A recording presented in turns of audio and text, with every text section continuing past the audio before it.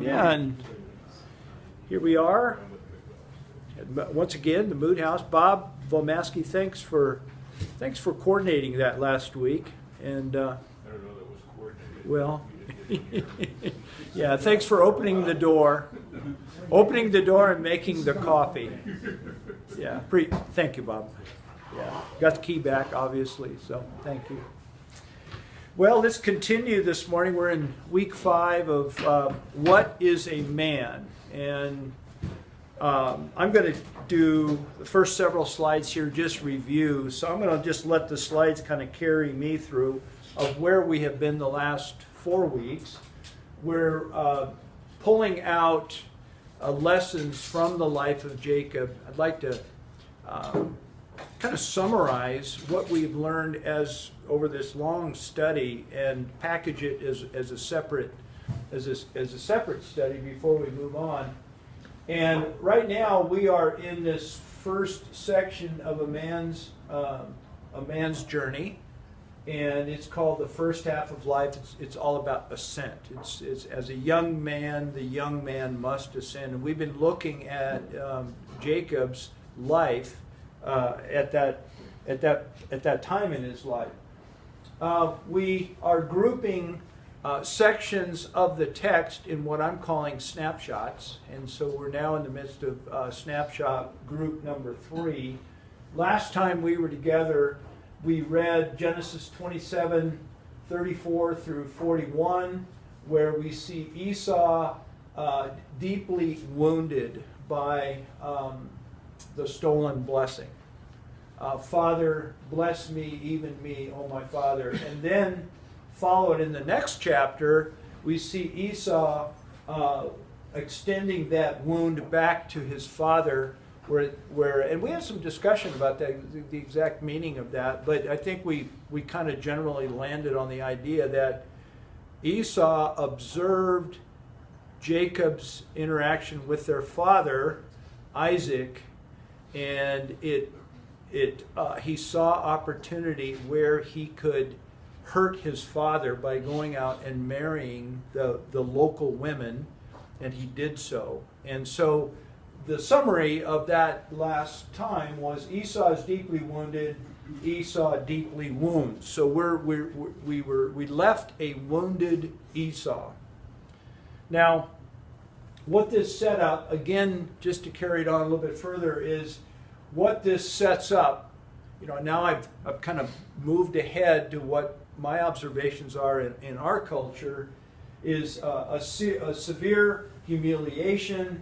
Esau experienced that, followed by no positive or very little positive reinforcement. We don't see this in the text. I'm extrapolating that from how I see things happening today, at least to some degree. Number 2, failure to experience his own personal power. I'm deriving, again, this is what sets up disaster of what I call the angry young men, and the angry young man, rather. And this creates what I call a know me, in contrast to what we have seen with Jacob in that time of ascent. As we grow as a younger man, we're creating a sense of identity, but it's not who we really are. It's what I call the skewed me. So we've set up these two ideas. A healthy ascent in a young man's life, it creates a sense of identity of who he thinks he is or who he thinks he needs to be. And I'm calling that a skewed me, because there is yet a greater work that will go on throughout the man's life to actually redefine that. And of course, we're going to be looking at that. The skewed me versus the know me. The know me is a very, very difficult thing to overcome. And of course, the red question mark. How does one as a young man overcome no sense of who he is? So that's where we've been. Now we're going to add this morning in a third text to the grouping, to the third snapshot grouping, and that is Genesis 33, 1 through 12. And so if someone could read that text, Genesis 33, 1 through 12.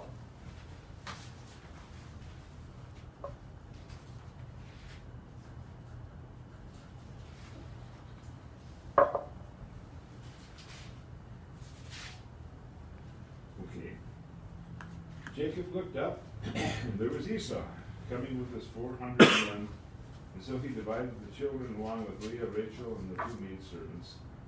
He put the maidservants of the children in the front, and Leah and the children next, Rachel and Joseph in the rear. He himself went on ahead and bowed down to the ground 7 times as he approached his brother. But Esau ran to meet Jacob and embraced him, threw his arms around his neck and kissed him, and they wept. Then Esau looked up and saw the women and children. Who are these with you? He asked. And Jacob answered, They are the children God has graciously given your servant. Then the maidservants and the children approached and bowed down. Next, Leah and her children came and bowed down. Last of all came Joseph and Rachel, and they too bowed down. Esau asked, What do you mean by all these droves I'm in? Find favor in your eyes, my lord, he said. But Esau said, I already have plenty, my brother. Keep what you have for yourself. No, please, said Jacob, if I found favor in your eyes, accept this gift from me. For to see your face is like seeing the face of God, now that you have received me favorably. Okay, that's where I left it. I took one. Oh, I'm sorry, 2 more. Then Okay. Esau said, Let us be on our way, I'll accompany you. No, please accept the present that was brought to you, Yeah. for God has been gracious to me in all I have. This is still Jacob speaking. And because Jacob insisted, Esau accepted it. And Esau said, Let us be on our way, I'll accompany you. Yeah, that's where I left it there, the acceptance of the gift, because I think that's kind of important. So, where this is really quite remarkable in the scheme of things. When we look at today's culture, the angry young man and what the angry young man is doing, examples of that within what we're experiencing today, and what has happened, Esau was set up for disaster. However, this remarkable change of events, they both went out, they lived their lives, and now later on in life, as seasoned men, they're coming back and being reunited, and Bill just read that event where they came back together. And so there's this gap of time here in between, and Esau extends grace to his brother in a very moving text. And the question then is, gee, what happened? What happened in that time as they went out and they lived their lives, and Esau went out and he received a blessing, but it was a lesser blessing. It wasn't near what he was entitled to. And he went out and he lived his life, and now at this juncture later on in life, you see this very moving, intimate coming together of these 2 brothers. So that's what we're going to explore. Gee, what happened? Here is Jacob, the skewed me, the healthy development, and Esau was set up with a no me, and yet he overcomes the red arrow. Esau's story is somehow in life he was able to overcome that deficit, that huge deficit, and demonstrating now at this stage of life,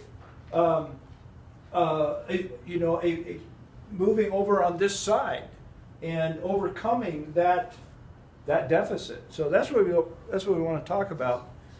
And so what I'd like to do is extend some time this morning where you guys can talk about this at your tables. And there's 3 things that we can observe from Esau's life, from the text. And so we're going to have some time to talk about it, draw some notes down, and then we're going to come together and try to derive some conclusions from our discussion together.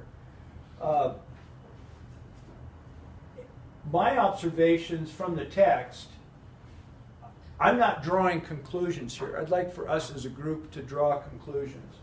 So 3 things that are true about Esau in this text are, number 1, Esau was able to recover from this gross mistreatment as a younger man, and I'm calling it a gross unfairness as a younger man. He was, at that point in his life, he was ready to kill his brother. And he overcame that, obviously. As the life was lived, he overcame that somehow. That's what we want to talk about. Number 2, Esau is able to forgive his brother. Very clear from the text. And then number 3, Esau is able to graciously receive from his brother. Okay, so there's this idea that he overcame, he was able to extend forgiveness, and he was able to receive something back. And you guys, the question on your table this morning is, how do you think these 3 correlate? And how can we explain this overcoming of deficit? I really am excited to hear what you guys have to say. So let's spend, we'll spend about 15 minutes on this. Go ahead and have a shot at it. I'll join a group, and then we'll get back together in just a little bit. Honestly, we need to discover the hidden verses in our Where are they? I don't know. Check Google. So I'll leave this up here.